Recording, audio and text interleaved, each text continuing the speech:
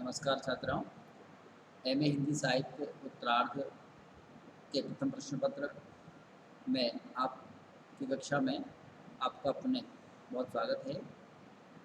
हम आधुनिक काव्य में साकेत का 9वीं सर्ग पढ़ रहे हैं और उसमें आगे आज की कक्षा में हम पढ़ेंगे जो छंद है उसमें आगे देखिए। पिछली कक्षा में हमने पढ़ा था कि उर्मिला रात में जो विरह वेदना है उससे व्यथित होकर के किस तरह से पतंगे दीपक से बातें करती है और उनकी जो अनुभूति है, प्रेम में समर्पण है, उसका चित्रण करती है।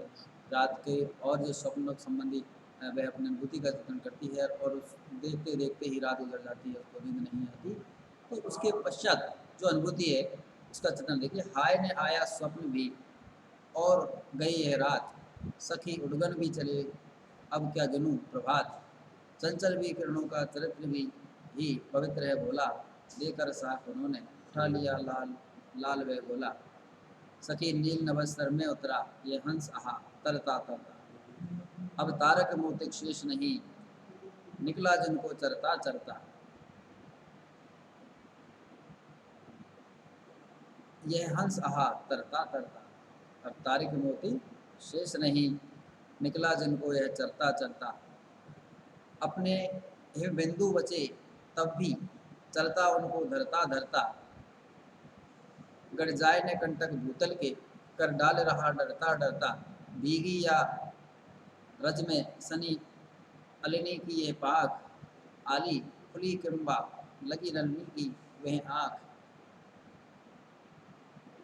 तो इसमें जो छंद है इसमें उर्मिला ने रात्रि में उन्हें अपने सोचते कि मेरे प्रिय की याद मुझे स्वप्न में ही प्रिय के दर्शन हो जाए, लेकिन नींद ही नहीं आई, पलक ही नहीं लगी और रात ऐसे ही वेदना की व्यथा के साथ बातें करते करते और उनकी गुजर गई। तो उसी का चित्रण है। और सवेरा हो जाता है, सूर्योदय होता है। तो सूर्योदय का जो चित्र है उसको कवि ने उर्मिला एक गृहिणी के माध्यम से किस तरह से चित्रित किया है सूर्योदय के समय को। हाय ने आया स्वप्न भी और हो गई है रात, सखी उड़गन भी चले अब क्या गिनूं प्रभात, कि हाय कि हे सखी मुझे स्वप्न भी नहीं आया, स्वप्न में भी प्रिय के दर्शन नहीं हुए और ये रात बीत गई। उड़गन भी चले, उड़गन में तारे, तारे भी अब जो है चले, अर्थात तारे भी अब लुप्त हो रहे हैं, अस्त हो रहे हैं। अब क्या गिनूं प्रभात, तो अब मैं प्रभात में किसको गिनूं, तारे तो अस्त होने वाले हैं, अब कुछ कोई तारे नहीं बचे, तो अब मैं किसी गिन करके अपना समय बिताऊं।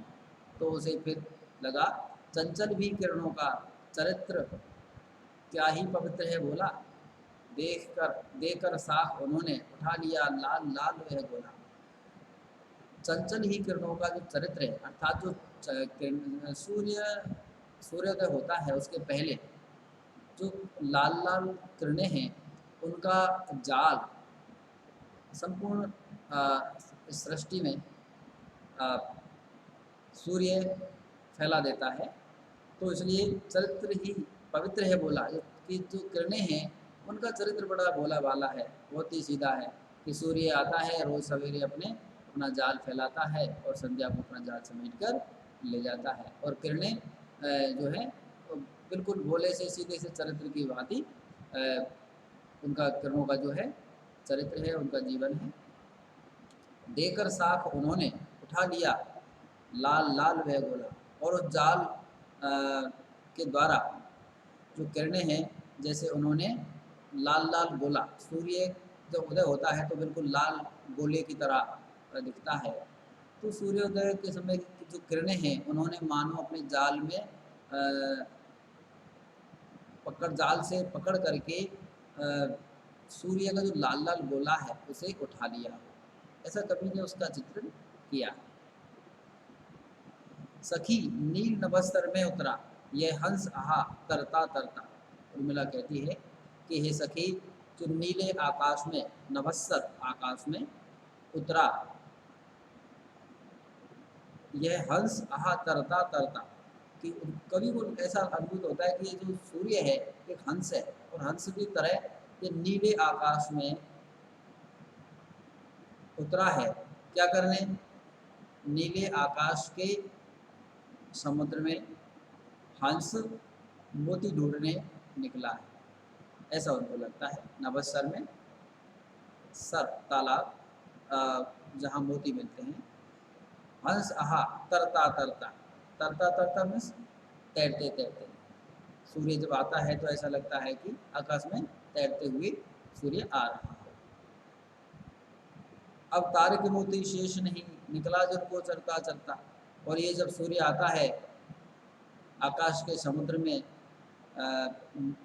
तैरता तैरता, तो वह मोतियों के तारे जो हैं, तारे रूपी मोतियों को चुगता हुआ आता है। इसलिए सूर्य जो है अपनी लाल लाल किरणों का जाल बिछाए हुए नीले नभस्सर में उतर चुका है, और उसने तारक मोती को चुग लिए हैं। इसलिए कोई भी तारक मोती शेष नहीं, अब कोई भी तारे शेष नहीं बचे। निकला जिनको चरता चरता, क्योंकि सूर्य सभी को चरता चरता निकला है, अर्थात सभी को इसने खा लिया है, अपना भोजन बना लिया है। इसलिए तारे जो है लुप्त हो गए हैं।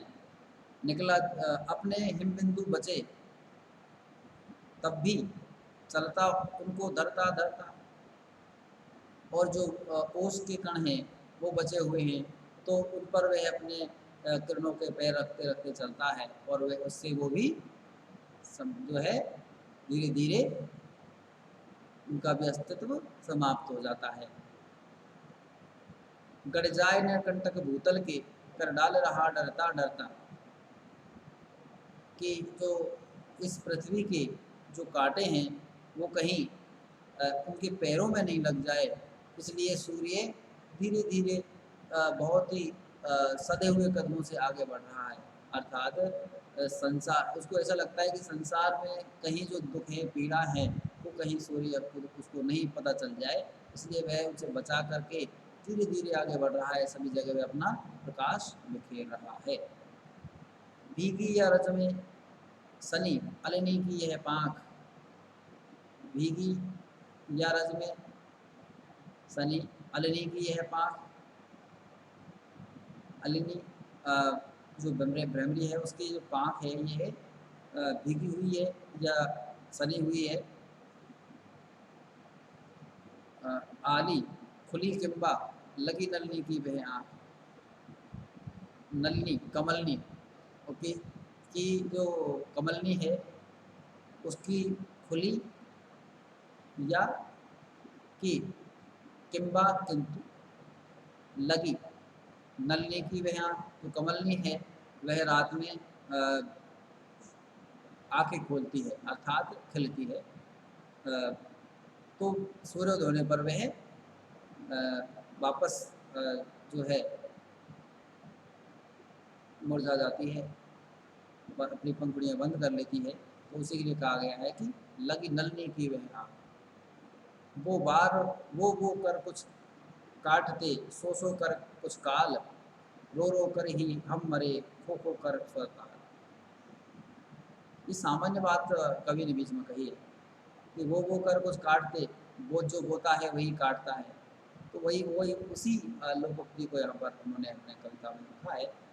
सो कर कुछ काल, कि जो वो कुछ बोते हैं कुछ कर्म करते हैं वो ही कुछ पाते हैं, और सो कर कुछ लोग सो करके अपना व्यर्थ समय गवाते हैं।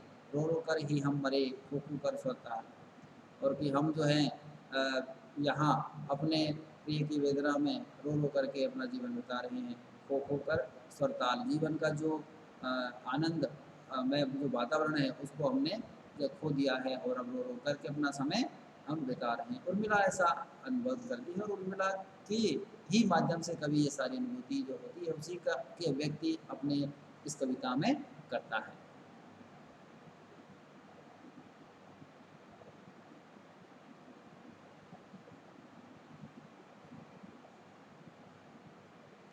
आगे उसी क्रम में आगे देखिए, आकाश जाल सब और तना, रवि तंतु वाय है आज बना, करता है पद प्रहार वही, मक्खी सी बनना रही मई, लपट से झट रूख जले जले, नदी नद घट सूख चले चले, विकल वे मृग मीन मरे मरे, विफल ये द्रग दीन भरे भरे।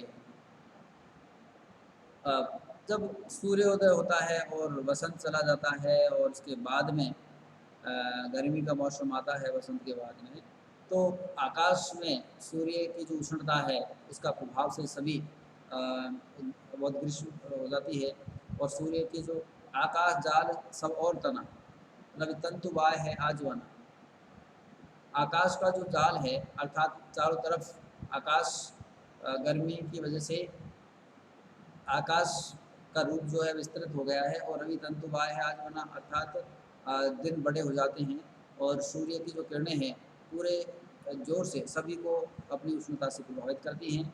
करता है पद प्रहार वही, इसलिए वह अपनी किरणों से के जो प्रहार करता रहता है।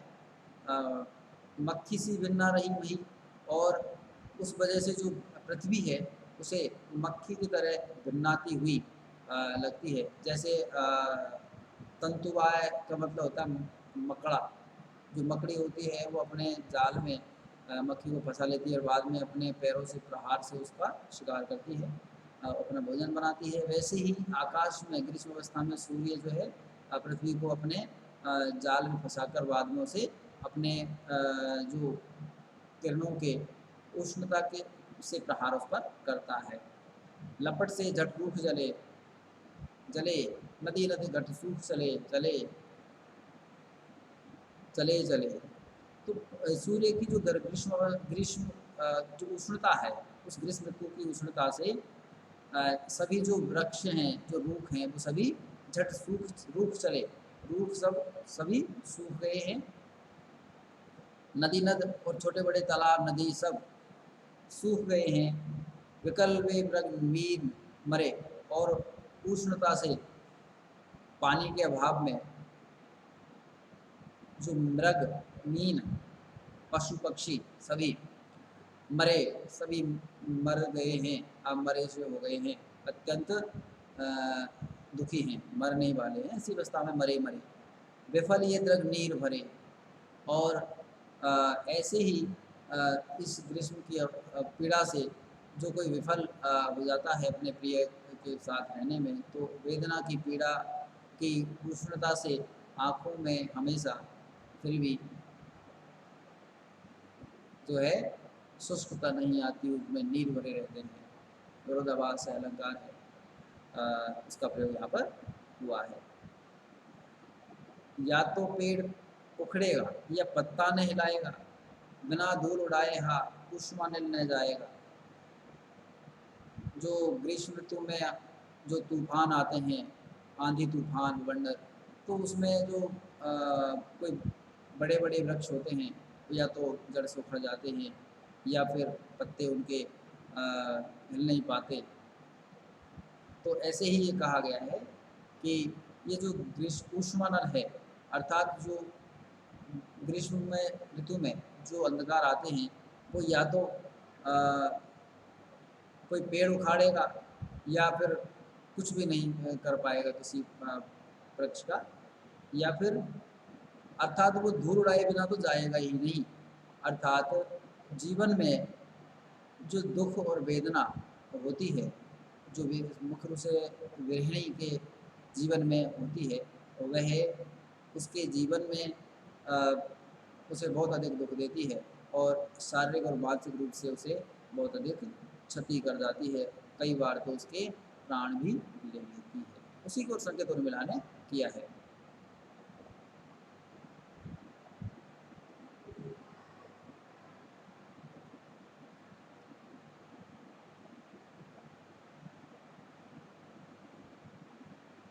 आगे जो छंद हैं उन्हें हम अगली कक्षा में पढ़ेंगे। आज की कक्षा में इतना ही। तब तक के लिए बहुत बहुत धन्यवाद।